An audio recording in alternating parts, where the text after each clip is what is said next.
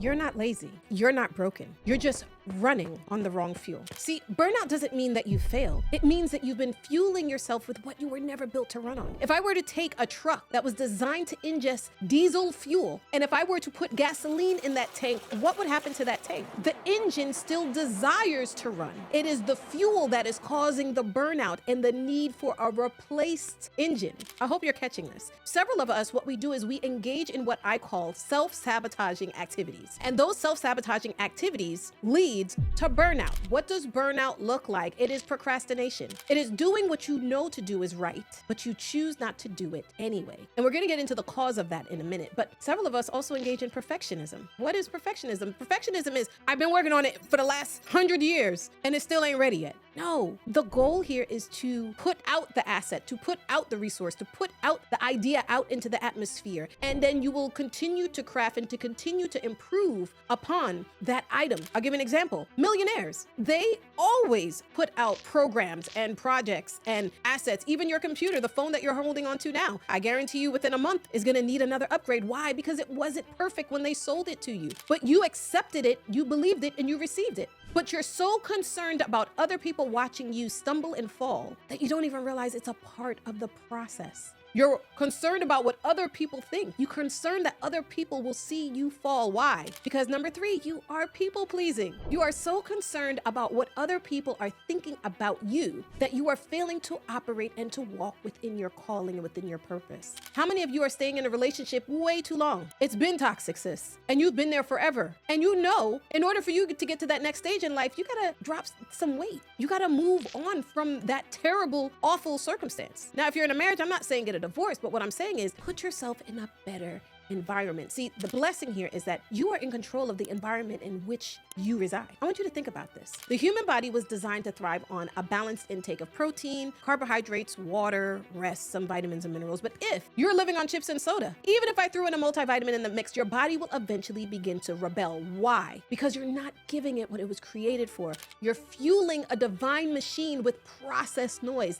That's not failure. That's misalignment. Now, here's the truth. Your life is the same way. When things feel off, when you're constantly tired, when you're stuck, when you're uninspired, it's really because you lack ambition. It's not that the car doesn't want to turn over. It's what you've been fueling. It's the environments that you have allowed yourself to be in. It's because you're ingesting things physically, emotionally, and spiritually that were never meant or designed for you. You ever wonder why the keto diet works for some people? Some people go on the keto diet, primary protein diet, and they get shredded. They lose tons of weight. They have incredible energy. But some of y'all went to go try the keto diet and was like, this did not work for me. Why? Because we're not all one size fits all. We're all uniquely designed, and our design matters. See, trees, they breathe in carbon dioxide and they exhale oxygen. That's their design. If you tried that, you wouldn't make it. Why? Because you're not designed for that fuel. Your body, like your soul, has a very specific code. And when you run on the wrong inputs, you break down immediately. The scripture says this. It says, by beholding, we become changed.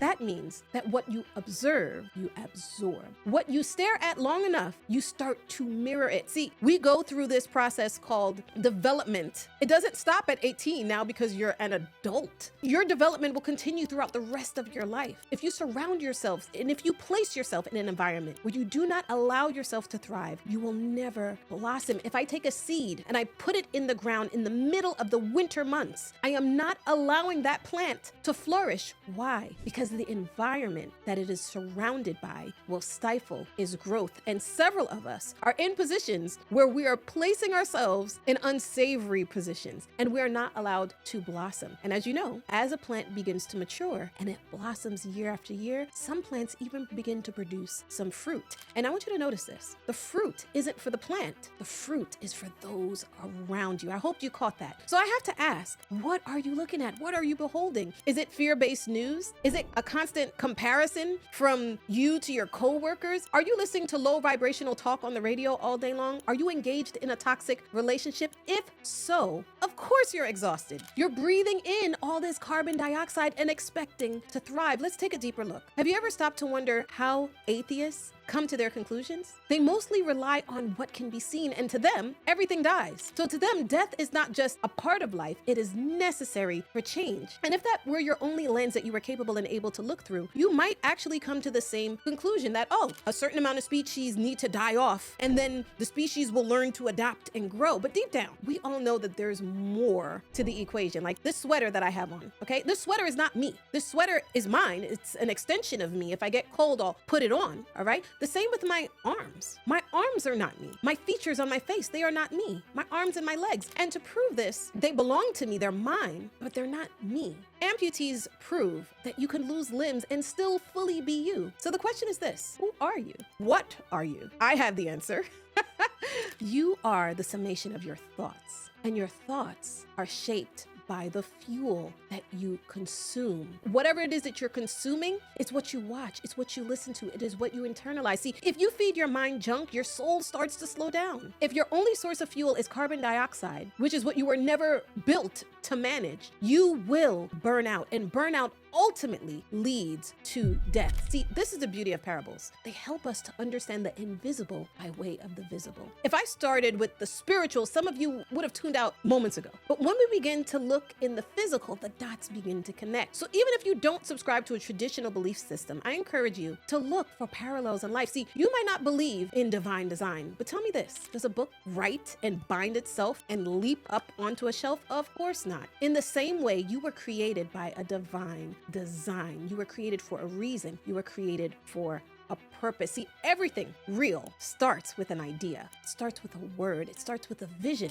See, order does not emerge from chaos without intention. Someone intentionally created something for a specific purpose. You were created for a specific purpose. Now, what does this mean in the Win Big Bids world? See, you may live in a world that is broken, but you were not made to be broken. See, you are here. You were made to rise, to rule, and to reflect the image of a creator that created you for a purpose. And it all starts with what you consume. See, if I eat trash, my physical body will become trash, and even my thoughts. So many of us wonder why mental illness is on the rise. It's because of what we ingest physically. And what we ingest physically is caused by what we ingest spiritually, emotionally, right? We see it all on TV. Oh, let me go ahead and try that. But is that what God designed you for? See, if I eat trash, my thoughts will become trash. If I go to the gym, but hold on to a sedentary mindset, my progress will be stalled by my perspective. See, so these physical muscles that you see will not grow, will not get any leaner. I won't become more fit. Why? If I hold on and embrace a sedentary mindset. See,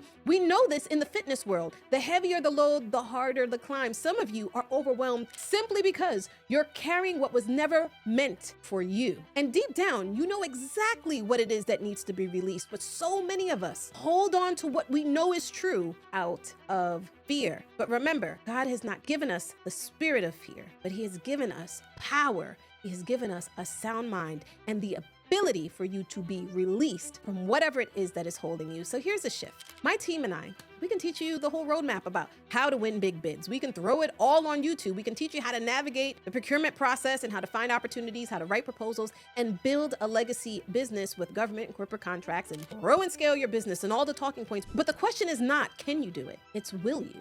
Will you listen? Will you execute? See, we live in the information age. Knowledge is free. Execution is rare. Will you move? Will you answer the call? Will you fulfill the purpose that you know God has for you? I know many of you are in careers that you absolutely hate. Every day you wake up hating your life. Why is that? Because you are operating on the wrong fuel, and that fuel is leading you down the wrong path, and that path is leading you to self-sabotage, which leads to burnout. You were created with a purpose. Someone died for you with passion, and you are destined for prominence, not just for your elevation, but for His glory and for the transformation of everyone attached to your obedience. See, God always positions His people in places of power, not just for their benefit, but for the breakthrough of others. As I mentioned earlier, the fruit is not for the plant. The fruit is for those around it. So I ask you again, what fuel are you running on? And are you ready to make a switch?